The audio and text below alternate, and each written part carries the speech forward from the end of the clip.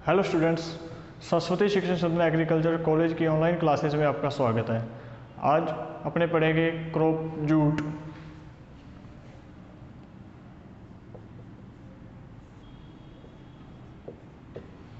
Jute जो अपना subject है खरीफ क्रॉप, उसके आज जाके अपनी ये सेकंड क्रॉप है। पहली क्रॉप पढ़ी थी अपनों ने कॉटन, और आज अपनी सेकंड क्रॉप है जूट। स्टार्ट करते हैं वैसे ही अपने जो पॉइंट्स हैं उसी को अकॉर्डिंग। सबसे पहले बॉटनिकल क्लासिफिकेशन इनका। बॉटनिकल क्लासिफिकेशन में सबसे पहले इसका botanical name Corchorus species. Botanical name Corchorus species. उसके बाद इसकी फैमिली है टिलिएसी, TILIAECAE, टिलिएसी। उसके बाद बात आती है क्रोमोसोम नंबर बराबर 2n बराबर 14। उसके बाद ओरिजिन है इसका अफ्रीका। उसके बाद इसका अगला जो पॉइंट अपना वो है इसकी इम्पोर्टेंस एंड यूज़, यानी कि इसका महत्व और उपयोग। इसका महत्व और उपयोग क्या है? इसका महत्व और उपयोग ये है कि इसके जो रेशे का उपयोग है उसका क्रॉप के साथ, उसके कपास के रेशे के साथ मिलाकर कपड़े बनाने के लिए किया जाता है। उसके अलावा इसके रेशे से क्या रस्सियाँ बनाई जाती हैं, कालीन बनाए जाते हैं और टोकरियाँ भी बनाई जाती हैं। वो इसका क्या है उपयोग। लेकिन ज़्यादातर इसके रेशे का उपयोग कपास के रेशे के साथ मिलाकर कपड़े बनाने के लिए किया जाता है। उसके बाद नेक्स्ट अपने आते हैं, ये तो था अपना बॉटनिकल क्लासिफिकेशन। अब बात आती है अपने जूट का, यानी कि क्लासिफिकेशन। जूट का जो क्लासिफिकेशन है इसको क्या आगे, यानी कॉर्कोरस स्पीसीज को आगे 4 भागों में बांटा गया है। उन चारों की अपने बात करेंगे। इसको कितने भागों में बांटा गया है? 4 भागों के अंदर बांटा गया है। जिसमें फर्स्ट है कॉर्कोरस ओलिटोरियस। सबसे पहली है कौन सी? Corchorus olitorius. इसकी खासियत क्या है, यानी कि पहले इसके नाम। सबसे पहले इसे सोनापाट या मीठा पाट के नाम से भी जाना जाता है। उसके बाद जो इसकी खेती है, जो कॉर्कोरस ओलिटोरियस की खेती है वो कहाँ पे की जाती है? अपलैंड एरिया में की जाती है, यानी कि ऊंचे क्षेत्रों में की जाती है जहाँ पे क्या है पानी नहीं भरता है। उसके बाद इसका जो रेशा है वो क्या होता है? जो इसका रेशा है, फाइबर है, वो सॉफ्ट होता है। सॉफ्ट के साथ साथ वो क्या होता है? स्ट्रॉन्ग होता है। अपने बात कर रहे हैं जूट के क्लासिफिकेशन की कॉर्कोरस स्पीसीज। कॉर्कोरस स्पीसीज को 4 भागों में बांटा गया है, जिसकी फर्स्ट है कॉर्कोरस ओलिटोरियस, जो क्या होती है, जिसकी बुआई ऊंचे क्षेत्रों में यानी कि अपलैंड एरिया में की जाती है। इसे सोना पाट या मीठा पाट के नाम से भी जाना जाता है। इसे मीठा पाट क्यों कहते हैं? क्योंकि जो इसकी पत्तियां हैं उसके अंदर क्या है, कोई स्वाद नहीं होता, इसलिए इसकी पत्तियों का उपयोग सब्जी बनाने के अंदर भी किया जाता है। और सोना पाट का मतलब क्या है कि जो इसका जो रेशा है वो थोड़ा सा गोल्डन कलर का होता है, प्योर वाइट नहीं होता है, तो इसीलिए इसे सोना पाट भी कहते हैं। उसके बाद बात आती है दूसरी, कॉर्कोरस कैप्सुलेरिस। दूसरी स्पीसीज कौन सी है? Corchorus capsularis.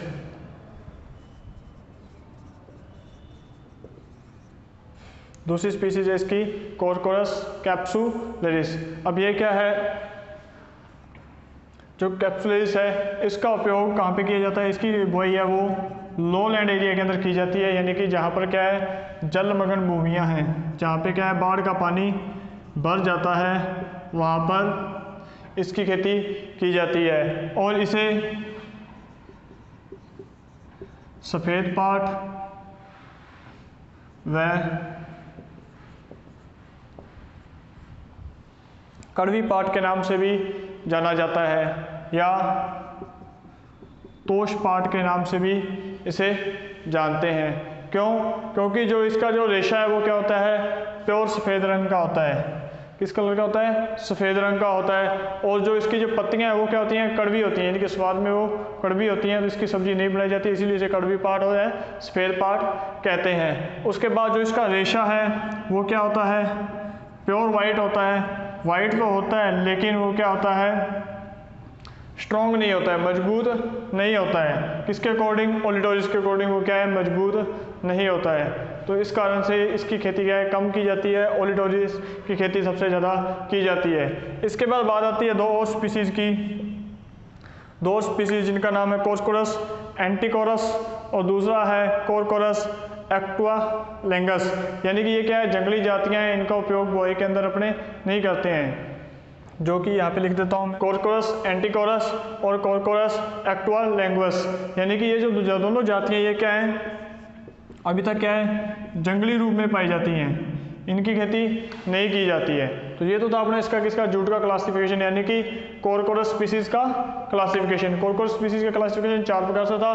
कोर्कोरस ओलिटोरियस जिसे अपलैंड क्षेत्रों के अंदर बोया जाता है, कोर्कोरस कैप्सुलरिस जिसे लोलैंड क्षेत्रों के अंदर बोया जाता है। उसके बाद ये दो एंटिकोरस और एक्वालेंगस, यानी कि ये दोनों की जातियाँ क्या हैं, जंगली हैं।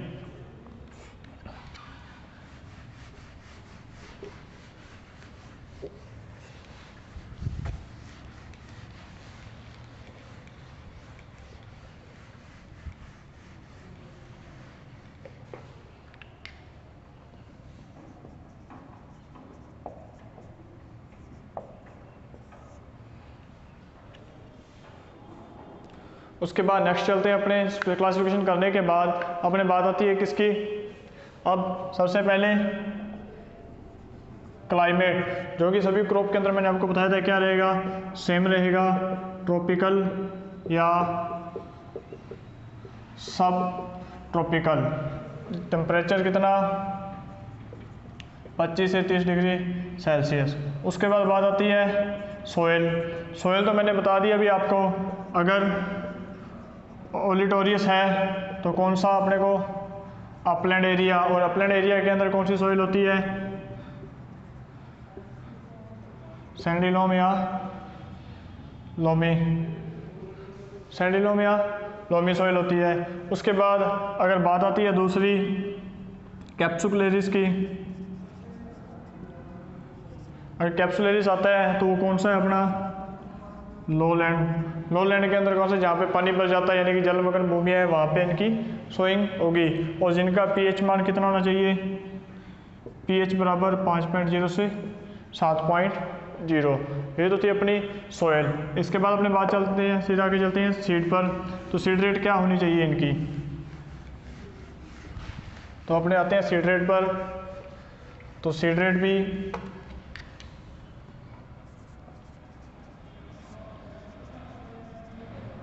अब बात आती है सीड रेट। सीड रेट के अंदर अगर स्पीसीज है ओलिटोरियस और दूसरी है कैप्सुलरिस, तो अब विधि कौन कौन सी, दो विधियों का उपयोग किया जाता है। एक तो है छिटको विधि, दूसरी है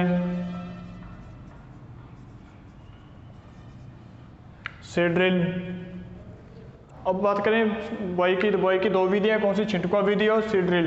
अगर ओलिटोरियस की अगर अपने छिटका विधि करनी है तो अपने को 6 किलोग्राम पर हेक्टेयर क्या अपने को सीड चाहिए, और अगर सीड ड्रिल के द्वारा करनी है तो 2.5 किलोग्राम पर हेक्टेयर। उसके बाद बात आती है कैप्सुलरिस। अगर कैप्सुलरिस की बात करें तो 10 किलोग्राम पर हेक्टेयर, और अगर सीड ड्रिल तो 4.5 किलोग्राम पर हेक्टेयर। अब सीड रेट के बाद बात आती है इनकी स्पेसिंग की, यानी कि जिसे अंतरण कहते हैं, प्लांट से प्लांट और पौधे से पौधे की दूरी। अगर ओलिटोरियस की बात करें तो 20 × 5.7 सेंटीमीटर, और कैप्सुलरिस की बात करें तो 30 × 5.7 सेंटीमीटर। कहने का मतलब ये क्या है, L × P, यानी कि इनके अंदर L से L और P × P, और इसमें L × L P into P L into L, यानी कि 30 सेंटीमीटर। प्लांट से प्लांट की दूरी 5 से 7 सेंटीमीटर, इसके अंदर 20 सेंटीमीटर लाइन से लाइन की दूरी, और प्लांट की दूरी 5 से 7 सेंटीमीटर रखते हैं। ये तो क्या हो गया अपनी इसकी सीड रेट। अब सीड रेट के बाद आगे चलते हैं इसके अंदर, किसके अंदर, मैन्योर एंड फर्टिलाइजर।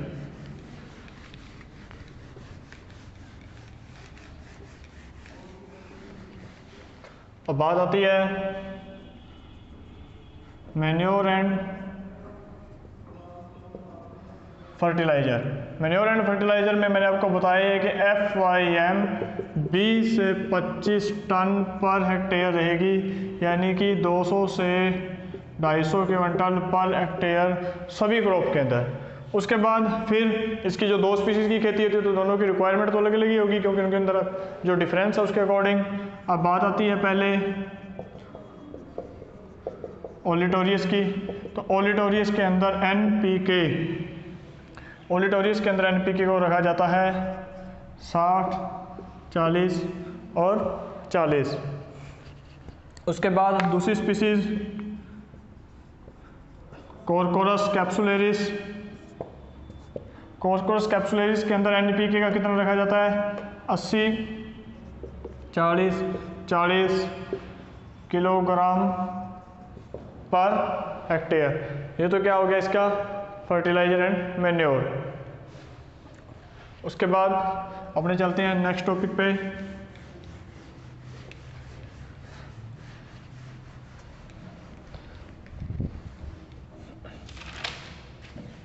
उसके बाद अपना नेक्स्ट पॉइंट है वो क्या है, इरिगेशन। अब इरिगेशन भी मैंने आपको बताया है कि खरीफ क्रॉप है, गर्मियों का समय है, यानी कि 15 से 20 दिन के अंतर पर अपने को क्या है, सिंचाई करते रहना है। और अगर वर्षा हो जाती है तो वर्षा को ध्यान में रखते हुए अपने को सिंचाई करनी है। अगर वर्षा टाइमली हो रही है तो टाइम टू टाइम हो रही है तो अपने को जरूरत ही नहीं है सिंचाई करने की। अगर रेन टाइम टू टाइम नहीं हो रही है, जब अपने को रिक्वायरमेंट है, तो अपने को क्या करना है, सिंचाई करनी है। बाकी अपने आवश्यकता अनुसार सिंचाई भी कर सकते हैं। उसके बाद नेक्स्ट है वीड कंट्रोल। तो वीड कंट्रोल यानी कि इसको वीडिंग हुइंग भी कह सकते हैं, निराई गुड़ाई भी कह सकते हैं, खरपतवार नियंत्रण भी कह सकते हैं। इसके अंदर क्या होता है, इसके अंदर अपने इस बात का ध्यान रखना खरपतवार नियंत्रण कब करते हैं। तो मैंने आपको बताया था कि एक फॉर्मूला है कि जब भी पौधे की हाइट 8 से 10 सेंटीमीटर हो जाती है तो अपने को उसके अंदर फर्स्ट वीडिंग हुइंग यानी कि खरपतवार नियंत्रण करना पड़ता है, यानी कि करते हैं। यानी कि प्लांट का जब साइज हो जाए, हाइट हो जाए 8 से 10 सेंटीमीटर तो अपने पहली निराई गुड़ाई करते हैं। उसके बाद दूसरी निराई गुड़ाई अगर आपको नहीं याद रहती है तो सीधा लिख सकते हैं दूसरी निराई गुड़ाई आवश्यकता अनुसार की जाती है, यानी कि खरपतवारों की संख्या को देखकर की जाती है। उसके बाद मेनली बात आती है इसकी हार्वेस्टिंग की, यानी कि कटाई। इस क्रॉप के अंदर बस दो ही चीज़ें इंपॉर्टेंट हैं, तीन। एक तो इसका क्लासिफिकेशन था, अब दूसरी है उसकी हार्वेस्टिंग, और इसके बाद आएगा रेटिंग, यानी कि इसको छुड़ाना, यानी और रेशे को अलग करना।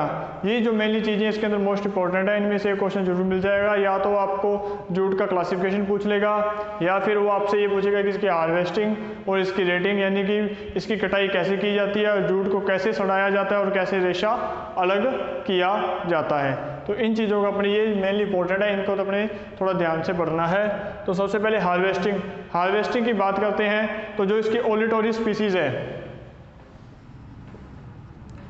जो इसकी ओलिटोरी स्पीसीज है, यह 4 से 5 महीने में क्या हो जाती है, पककर तैयार हो जाती है, 4 से 5 मंथ। और जबकि कैप्सुलरिस जो स्पीसीज है वो क्या है, 6 से 7 मंथ का टाइम लेती है, उसको 6 से 7 मंथ लगते हैं। तो इस बात का ध्यान रखना है कि अगर बीज के लिए अपने को लेना है तो फसल की कटाई क्या करते हैं, पूर्णतया पकने के बाद की जाती है। और अगर इसको रेशे के लिए अपने कटाई करनी है तो रेशे के लिए कटाई करने के समय ध्यान रखना है कि जब भी किसी फसल की रेशे के लिए कोलिटोरियस हो या कैप्सुलरिस हो, इसकी रेशे के लिए कटाई करनी है तो फूल आने के तुरंत बाद और फली बनने से पहले, यानी कि फ्लावरिंग स्टेज के बाद और फ्रूटिंग स्टेज से पहले क्या इसकी कटाई अपने कर लेते हैं। अगर इससे पहले या बाद में करेंगे, यानी कि फूल आने से पहले यानी कि फ्लावरिंग स्टेज से पहले करते हैं या फ्रूट बनने के बाद करते हैं, तो इसकी जो रेशे की क्वालिटी है वो क्या हो जाती है, डाउन हो जाती है।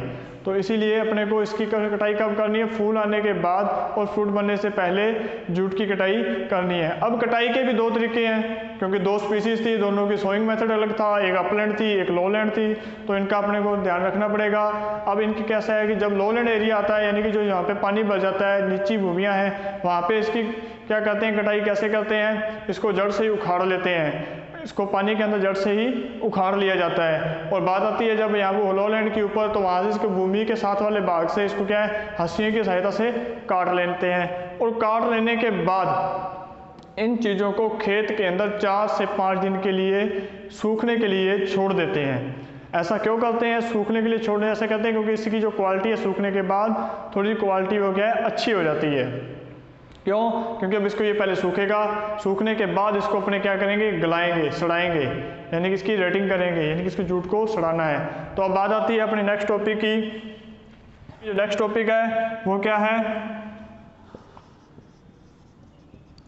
रेटिंग ऑफ जूट, यानी कि जूट को सड़ाना। अब जूट को कैसे सड़ाना है, अब जूट को सड़ाने के लिए क्या करते हैं, पौधों को सड़ाने के लिए छोटे छोटे क्या गठड़ों के अंदर बांध लिया जाता है, यानी कि बंडलों के अंदर इसको क्या कहते हैं, बांध लेते हैं। इन बंडलों को बांधने के बाद इनको 60 से 90 सेंटीमीटर गहरे पानी के अंदर क्या है, दबाया जाता है। क्या किया जाता है, दबाया जाता है, यानी कि स्टिपिंग की जाती है, इसको गहरे से पानी के अंदर दबाया जाता है। कहने का मतलब कि इन गंठड़ इतना डूब जाए, ये कम से कम ये गंठड़ 20 से 25 सेंटीमीटर पानी के अंदर डूबे रहें, यानी कि पानी कितना होना चाहिए, कम से कम 60 से 90 सेंटीमीटर होना चाहिए। और इन बंडलों को पानी के अंदर जब डुबोते हैं तो ये कम से कम पानी के अंदर 20 सेंटीमीटर नीचे तक डूबे रहने चाहिए। उससे क्या है कि जूट जल्दी सड़ता है। और जूट को जो सड़ने की प्रक्रिया है वो किसके ऊपर, टेम्परेचर के ऊपर निर्भर करती है। अगर पानी का टेम्परेचर अधिक है तो वो जूट है 6 से 7 दिन के अंदर या कम से कम ज़्यादा से ज़्यादा 10 दिन के अंदर क्या हो जाएगा, सड़ जाएगा। और अगर टेम्परेचर कम है, यानी कि अगर जूट का टेम्परेचर 85 फ़ारेनहाइट है, अगर जूट का टेम्परेचर 85 डिग्री फ़ारेनहाइट है तो क्या होगा कि वो 7 से 10 दिन के अंदर जूट सड़ जाएगा अच्छी तरह से। और अगर टेम्परेचर इससे कम है तो क्या होगा, उसको 3 से 4 सप्ताह लगेंगे। और अगर इससे थोड़ा ज़्यादा हो जाता है तो वो भी अपने लिए नुकसानदायक है, वो जल्दी तो सड़ जाएगा लेकिन उससे फिर क्या होगी, क्वालिटी ख़राब हो जाएगी। अच्छी क्वालिटी के लिए 85 डिग्री फ़ारेनहाइट टेम्परेचर अपने के लिए क्या रहेगा, उपयुक्त रहता है। तो अब आगे जूट को सड़ने की, अब जैसे जूट सड़ जाता है तो अपने को क्या करना है, रेशे की प्राप्ति करनी है।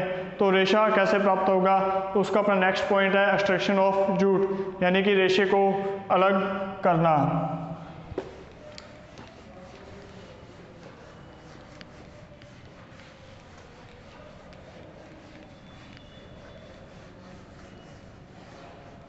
और बात आती है रेशे को अलग करने की, नेक्स्ट पॉइंट है रेशा अलग करना, यानी कि एक्सट्रैक्शन, रेशा अलग करना।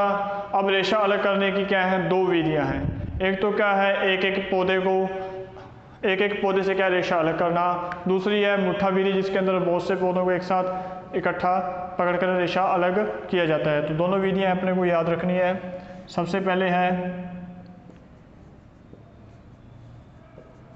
एक एक पौधे से रेशा अलग करना, extraction of individual plant method. दूसरी विधि है मुट्ठा विधि। अब बात करते हैं अपने एक एक पौधे से रेशा अलग करना। इसके अंदर क्या किया जाता है, इसके अंदर गंठलों को खोल लिया जाता है। खोलने के बाद उसमें से एक पौधे को उठाया जाता है। पौधे को उठाने के बाद उसको उसकी जड़ वाली साइड क्या आती है, उसकी जड़ वाली साइड को अच्छी तरह से साफ करके, मान लीजिए ये क्या है, प्लांट है, ये इसका ऊपरी सिरा और ये क्या है, इसका जड़ वाला भाग है, यानी कि रूट वाला पार्ट है। तो इसको क्या करते हैं, इस भाग को अच्छी तरह से क्या कर लेते हैं, साफ़ कर लेते हैं। साफ़ करने के बाद इसको यहाँ से पकड़ते हैं और छील लेते हैं, यानी कि रेशे को इस प्रकार से पकड़ के उतार लेते हैं। यहाँ से लेते हैं यहाँ तक, सिरे तक इसका सारा रेशा उतारते जाते हैं। ये तो हुई क्या, एक एक प्लांट को अलग करने का विधि। अब दूसरी बात आती है मुट्ठा विधि।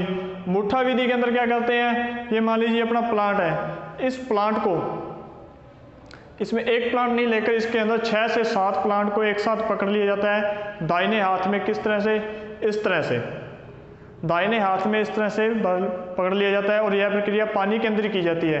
पानी के अंदर एक बड़ा सारा पत्थर या कोई लकड़ी की चीज़ भारी हैवी रख ली जाती है, क्यों पानी अपना 90 सेंटीमीटर है, उसके अंदर पत्थर के ऊपर इसको रखकर 6 से 7 प्लांट्स को इस तरह से पकड़कर, ये कौन सा साइड था अपना, जड़ वाला, और ये कौन सा था, ऊपरी सिरा, जड़ वाले भाग को इस तरह से पकड़कर पत्थर के ऊपर रखकर जड़ वाले साइड से इसको पीटना स्टार्ट करते हैं और ऊपर तक इसको पीटते जाते हैं। पीटने से क्या होता है, जो इसके रेशे के अंदर की जो लकड़ी है वो क्या हो जाती है, टूट जाती है। और इसको अपने पकड़ा हुआ है और पकड़कर टूटने के बाद इसको पानी के अंदर 2-3 बार ऐसे क्या डुबोया जाता है। डुबोने के बाद क्या होता है, इसको हिलाते हैं, इस तरह से जोलते हैं पानी के अंदर। उसके बाद क्या होता है, जो रेशा है वो अपने हाथ में रह जाता है और जो टूटी हुई लकड़ी है ना वो पानी के अंदर बह जाती है। तो इस प्रकार से ये मुट्ठा विधि के अंदर रेशे को अलग किया जाता है। और ध्यान रखना दोनों में किस साइड से स्टार्टिंग जो करते हैं वो किससे, जड़ वाली साइड से। जो इंडिविजुअल प्लांट मेथड है उसके अंदर क्या करते हैं कि जड़ वाली साइड से इसको बिना पीटे यानी कि छील कर उतारा जाता है। उसके बाद मुट्ठा विधि के अंदर क्या किया जाता है, जड़ वाली साइड से इसको पीटना स्टार्ट करते हैं, लकड़ी को तोड़ देते हैं, फिर पानी के अंदर इसको डुबोकर रेशे को अलग कर लिया जाता है। अब इन दोनों के अंदर डिफरेंस क्या है, अगर एक यानी कि इंडिविजुअल मेथड से क्या होता है कि एक दिन के अंदर आदमी 40 किलोग्राम रेशे को अलग कर पाता है, और जबकि मुट्ठा विधि के अंदर क्या होता है 50 किलोग्राम वो रेशा एक दिन के अंदर अलग कर लेता है। तो ये दोनों मेथड हैं, दोनों मेथड में किसी भी चीज़ के ऊपर, क्वालिटी के ऊपर कोई असर नहीं पड़ता। ये दो विधियां हैं, जैसी अच्छी लगे वैसे रेशा अलग अपने कर सकते हैं। उसके बाद बात आती है यील्ड की। यील्ड यानी कि उपज। उपज यानी कि भारत के अंदर 10 से 12 क्विंटल पर हेक्टेयर क्या है, रेशे की प्राप्ति होती है। भारत के अंदर 10 से 12 क्विंटल प्रति हेक्टेयर अपने को रेशे की प्राप्ति होती है। और ये तो था अपना क्या, इसकी पॉइंट्स थे किस प्रकार से अपने को खेती करनी है। अब बात आती है रोग एंड डिजीज़ की, तो वो मैंने आपको बता चुका हूँ कि लगभग टर्माइट कीट के अंदर बात करें तो टर्माइट आती है, एफिड एसिड आता है, और एक सेम्पुलर यानी कि कटवॉर्म यानी कि जिसे सुंडी यानी कि आम भाषा अपने कहते हैं, तो ये आते हैं।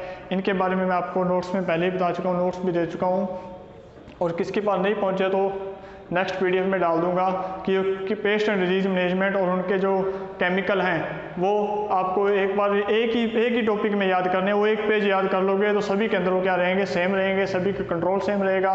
बार बार आपको किसी भी क्रॉप के अंदर पेस्ट एंड डिजीज मैनेजमेंट याद करना नहीं पड़ेगा। सिर्फ आपको क्या होगा, अगर कुछ क्रॉप्स हैं जिनके अंदर कुछ मेजर डिजीज होते हैं और मेजर कुछ रोग पेस्ट होते हैं उनको याद करना है। जैसे कि पिंक वॉल वो कॉटन के अंदर लगती है, वाइट फ्लाई वो भी कॉटन के अंदर आती है। अगर आगे आपने बात करेंगे मूंग में आएंगे तो उसमें येलो मोजेक डिजीज़ है, वो सिर्फ उसके लिए है। इस प्रकार से अपने कोई 1-2 रोग होंगे वो याद करने पड़ेंगे।